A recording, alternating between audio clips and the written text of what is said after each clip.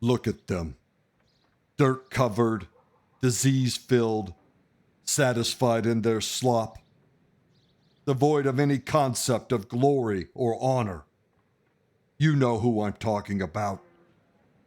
Peasants. Welcome to the nightmare of nobles.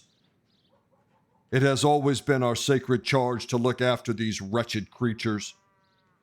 They, who are of low birth and low ambition, want nothing else than to seek out their simple desires. A lord tries in vain to lead them down the path of greatness, but they are not up to it. Listen to me, my Bannerlord brothers. Leave the peasants to their fields and hovels. Let them be content to drink their ale and hump those sows they call wives.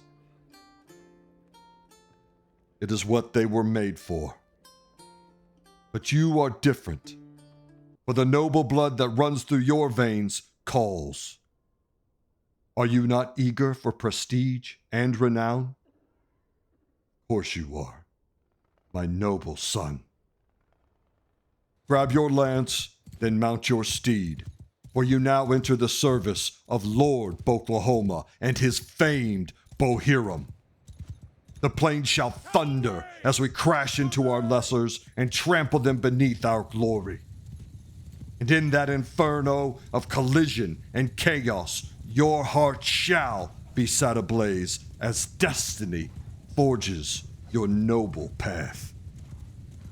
Come now, we ride.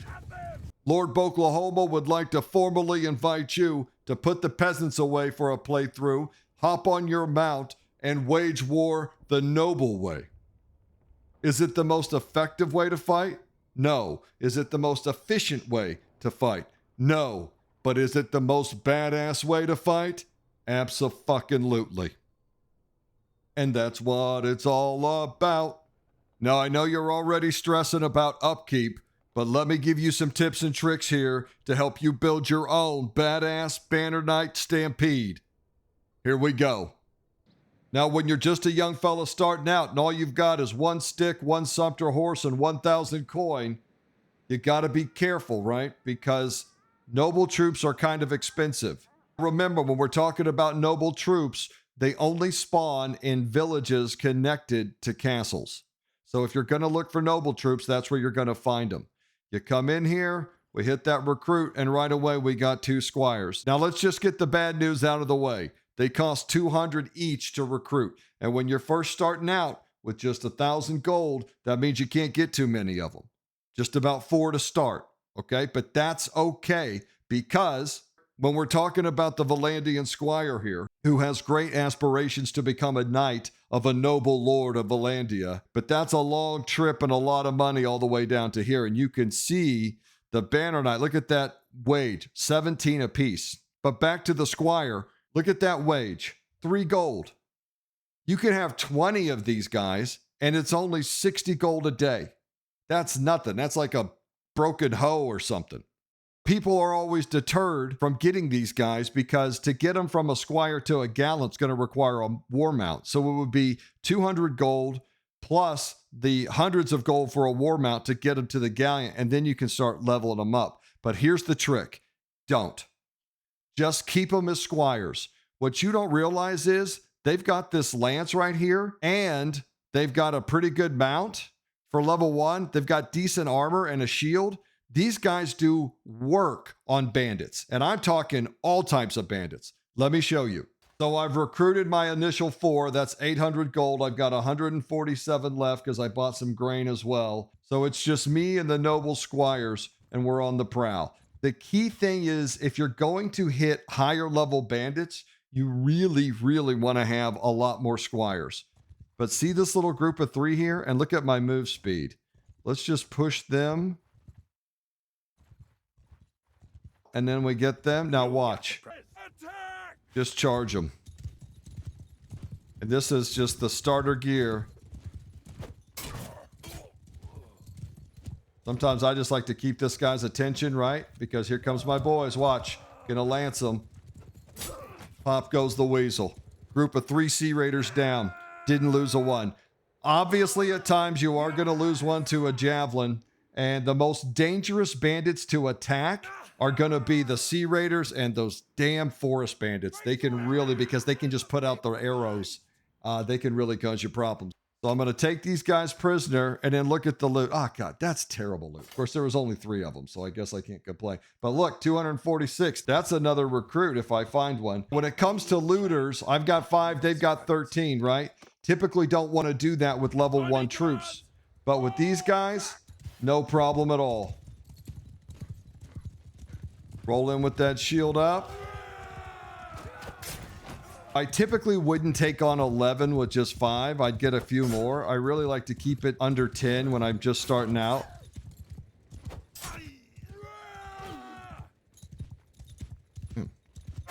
God, these guys with these rocks, huh? Got some good arms in this group. And we just got one guy left here. Oh, as I miss him. Nice, but they'll pick it up. Well, somebody's going to get him. Oh, there we go. See, look, and they're all good. And now you get this nice haul, right? We come back to town to sell it. Now, I'm going to go ahead and sell these dates because in the early game, those things are selling like hotcakes. And look at all that. 784.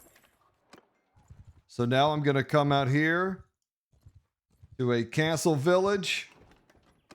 And I'm going to get a couple more guys. How many I got? Oh, I could get at least one more. In no time, I'm already up to 8 of these squires. And look at this upkeep, 21. If I get 20 of these guys, it'll be 60. Because remember, they got that 3 upkeep.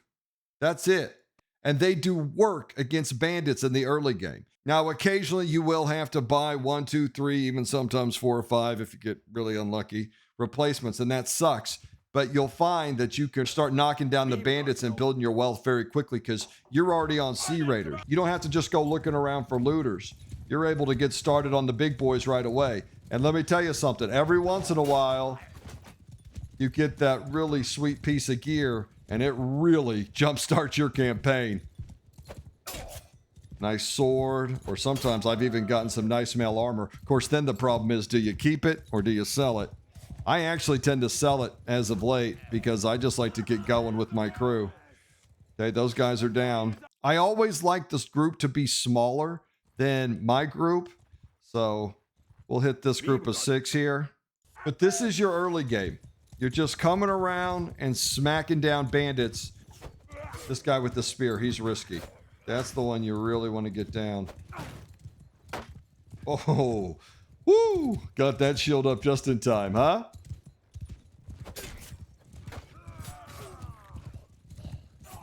See how they're just lancing away? And they got some nice distance on those lances. So they just do work. These guys just do work. So keep these guys' attention. Yeah, you guys want to come get me, but what about my boys? And then we're all coming in together. They can't face both ways. I interrupted that guy's charge. Sorry, fellas. Look at that. 6 Sea Raiders down in no time. And that's another thing. That whole running to the enemy. You're there in no time with these guys. And speaking of that epic loot that can jumpstart a campaign, look here. I got a masterwork axe. That's going to buy me 3, 4 more guys. Sold that loot. Now I got 1,000 gold. And I'm going to go buy some more squires. And you just rinse, repeat. And you are going to snowball into having a ton of money in that early game very quickly. You're training up for XP, so the second you want to start buying some war mounts, you can bump them up to gallants. Those are only 5 gold a day. So you got 20 of these, that's 100 gold a day.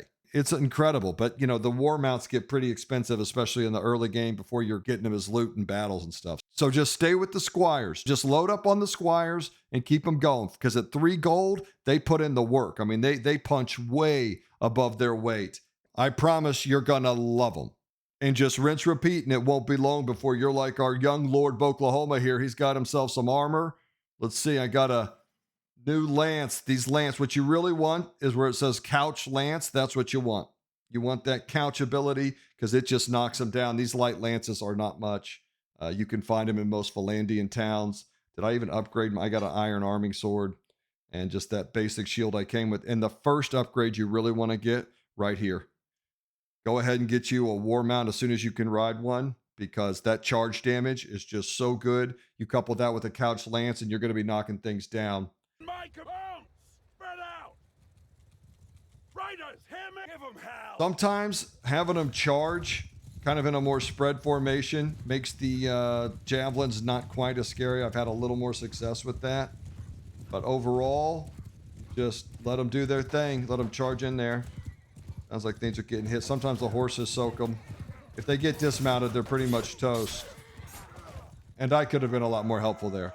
Okay, so I lost 4. That sucks. But my point is, I grab them. Got some great loot. Those are some boots I can throw on. Look at all this loot I've got. Grab all that. There you go. You're going to easily be able to afford your replacements. Hell, you could buy a couple war mounts and upgrade the guys if you want, but don't do that. You don't need to. Look, for this one war mount, 600 gold, that's 3 replacements. Just go get the replacements and keep the money rolling. And I'll go ahead and show the build in case you're looking for some new ideas. When it comes to the combat skills, honestly, I just keep my vigor at 3 and just grab one-handed polearm. I really like to get the polearm. You need 3 and 5 focus points to get all the way up to this unstoppable force. That's going to give you that triple couch lance damage against shields. If they've got a shield up to block your couch lance, they've got it up about 1 time. The other one I really like is Skewer, that 30% chance that your lance stays couched after you kill someone. Lets you make one of those tasty foot troop kebabs. And you can see right here, this is the focus of the build, getting that riding all the way up to 330. Because what are we trying to do? We're trying to get that charge damage up. If you don't know, when you get your charge damage all the way up, and I'll show you some other things we threw on the Barbie here. And so I've got 10 in endurance, 330. That's going to give you maximum riding speed. I fly around like a god of the battlefield, and it's incredible. On top of that, that speed plays into your charge damage. And I literally smash guys, just putting out thousands of damage every time I roll through an infantry or an archer line. It's a very fun playstyle if you haven't done it. I'll show it off for you here in a bit. But riding all the way up, went ahead and grabbed the athletics because you get that endurance attribute, you get that vigor attribute. On top of, you get that extra hit points. It's nice. You're up on a mount. You're going to be taking damage. Things are going to be flying at you. It's really nice to have some extra hit points. Put some nice armor and a nice armored horse underneath you, and you become a tank. I did grab some charm, but I actually would probably come back and put this in leadership. I put this in so late that I already had a lot of nobles recruited to my faction, and I find that the number one factor to recruit nobles to your faction is whether they're poor or not. If they're poor and you've got a lot of money, you've got a really good chance to convince them. Yes, the charm can make it a little easier, but I don't need extra influence, and I don't have a hard time recruiting people, so I probably would switch this over to leadership, but it's whatever. One of the most powerful perks for this playthrough is right here, the first perk in leadership, combat tips. You'll see right there at the bottom, +1 troop tiers when recruiting from the same culture, which means the Vlandian troops you get bumped up a tier. And so when you go to recruit from a castle village, instead of seeing squires, you're going to see a few more of these gallants. And every once in a while, because gallants can actually spawn as a troop type to recruit, you'll just see flat out Vlandian knights. The beautiful thing here is, if you're going to upgrade from Vlandian squire to gallant, you need a warhorse. But if you just recruit them here or here, they come warhorse equipped. You're going to lose a lot of cavalry and you're going to buy a lot of cavalry. And not having to buy a warhorse every time saves you a lot of money. Very powerful perk. There's just so much you get from this bottom row. You max out your steward, you come up here, you reduce, most importantly, your wages. When you're going to run a full Banner Knight army, you're going to be paying out the ass, and this will cut your costs down dramatically. Medicine is incredible for this build because the first one right here, Veterinarian, 50% chance to recover mounts of dead cavalry troops. Also, I have a badass Royal Destrier, and if he ever gets hurt or injured, I can just throw him in the inventory and he gets fixed up. And so you feel a lot more confident charging into all those spears and armor when you know if your boy goes down, you can always patch him up. And of course, Minister of Health, crazy powerful, giving all of your knights an extra 25 hit points right when you hit this. I mean, it basically turns them into Grail Knights. Those of you who know. And then engineering, I just grabbed it because it's so easy to level. I probably, if I was really going to replay this, would probably throw these in leadership, maybe. But honestly, because I already had the 7 in intelligence, having this engineering all the way up is really nice. You don't want to use your cavalry to siege a lot, but there may be a few times you have to, like when you first start off your kingdom, you don't have any other nobles and their armies to pull from. So all you have is you and your all-cav armies, which is what all my companions run. So there are times you need to siege, plus there are times when you need to defend, and actually the cavalry troops do pretty well in defense, but we all know that sieges really come down to having the artillery on the walls. Whoever has the artillery wins. Look what I've got here. A banner called Banner of the Night. These are kind of hard to find. You can loot them off Vlandia armies every once in a while. Another thing that roguery will help you get is good banners. There's an extra 30% increase in charge damage. And this Royal Destrier, this is Big John. This is my boy right here. All those idiots out there are like, let's tax the rich, let's tax the rich. I bet you don't. Not with Big John around. He'll put that peasant revolt right down. This guy is such a badass, but if you look right there at that charge damage, 36. And we're going to boost that up with my riding and my banner, and we are going to absolutely plow people. This turns your horse into the weapon. Yeah, you can always hit a few people with your lance, riding at the heavy knight lance. That's fine. That's plenty. The horse is the weapon. And I'm going to show you what he can do here in just a few. Now, I won't lie to you and tell you that an all-cavalry army is awesome in every way. You have to be careful of some things. Remember, when it comes to weather, if it's muddy or snowy, that's going to slow your boys down, and they're not going to perform as well. If the enemy gets bunched up on a hill, and they're just really packed up in there, your cavalry are going to have a hard time in there, and they're going to take some casualties. Like I said in the beginning, it's not the most efficient way to play, but it's a lot of fun. Don't hesitate if you get a bunch of infantry trapped up to dismount your guys and top them off that way. Sometimes the end of the battle, you've swept up all the archers and enemy cavalry, and you've just got this big pile of like level 2 and 3 spearmen. Don't be afraid to dismount and send the boys in on the ground, because sometimes they're way more effective that way. This is going to be a great example of a battle they're not going to be so good at, because the enemy's going to be up on that hill. We're still going to stomp these scrubs, but we're going to take a lot more casualties because there's a big mountain in the middle of it. That's fine, though. Glory comes at a price. Now, what you can do, what I like to do, is spread them out a little bit if they're going to be charging into archers, and then just get them in there before those archers set up and start spitting out those crossbow rounds. There they go. You can lead the charge in if you want. What I really like to do is come around here on the edge. Now watch the damage. So you're going to see the initial charge. Look at all that charge damage going out. See that? And then what you want to do is just button up, because we're just going to use our mount for the damage. And at the start of the battles when all the real scary shit's out. And so we're just going to come through, get that lance down, and just keep running through these guys. Look at all the damage you can put out with your mount. 30 damage each. And over time, that will really pile up. God, this battlefield sucks. But I want to show it to you because you're not always going to get an ideal battlefield. And this is what discourages people. And I want to show you, you don't have to be discouraged. These guys work just fine. Just button up. See how I got my shield up? I'm not even using my lance, because if you got your lance down, you're a little vulnerable. You can just button up like a tank and just run through here. And look, that knocked out 2 guys with my mount right there. Just use the lance for targets of opportunity. And then there will be times when there's not so many legionnaires and those damn Manavlians. Those guys, they are so good about clipping you, and they'll take your health down. And when you get into these big 1800 battles, really the hardest part, you know what it is? Staying alive till the end. Let the boys get in there and do their job for a little bit, and then you can come through. I think that's most of the archers. And we're just going to cut a swath through these guys here.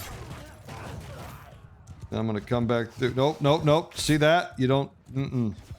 The infantry ran off to save their own ass, but their archers and their cav are getting eaten up out here. So just play it safe. Keep farming those archers. If your cavalry get pinned down by the infantry and those archers are behind them, they'll turn your cavalry into a bunch of pincushions. So you really got to be careful. Now, when they're up on a hill like that, you have some options. You can still keep running the cavalry through there. And when they're spread out like that, it still works pretty well to have them on horseback, I'd say. But if they get in a little square formation or something, they're up on the top of this hill, sometimes it's best to dismount.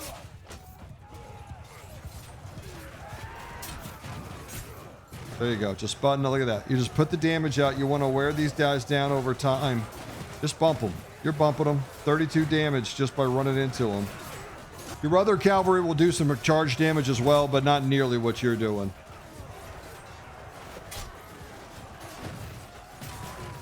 Just keep that shield up like I am and just use the horse.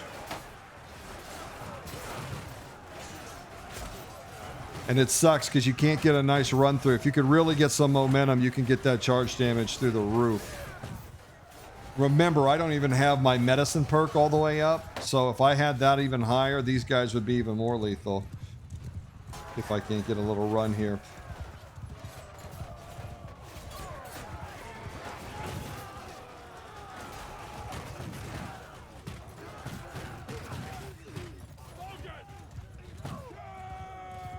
And then when you're out in the archers and stuff, go ahead, get the lance out by all means.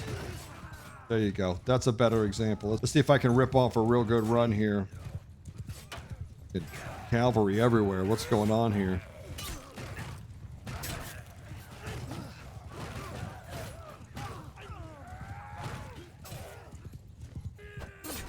Anytime more archers spawn in, knock the archers down because they're so easy for your cavalry to take down. And like I said, if your cavalry's bogged down with the infantry, these archers become a lot more effective. Boy, they are just spawning shit in here. See, you don't want to go into that. That's no good. See all those spears coming up? Use your mobility to your advantage. Just keep putting out that charge damage.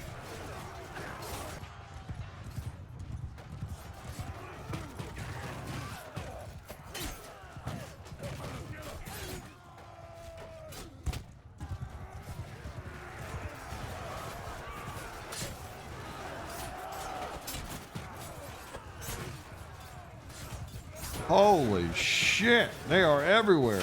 Oh my god, look at them all. See what I tell you about buttoning up? All these peasants out here, look at them. But hey, we're down to the peasants now, that's nice. And you can run right through peasants, although you gotta be careful. Sometimes with those sides, they can really surprise you. I've had one knock me clean off my horse. As the battle goes on, you'll see that you can really start gathering some casualties because there's a lot of damage that's been out. Look at that. Look at all that damage I just did right there. Just hundreds of damage.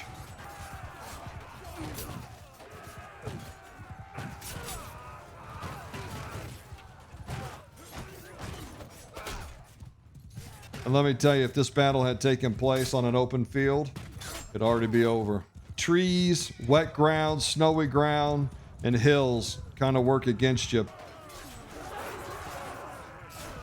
Did we finally break them? And this is a great time once you've kind of won the battle. You can keep running. This is a good time to level up your one-hander, right? You just come in here and just take a nice, easy pace and just get to harvesting.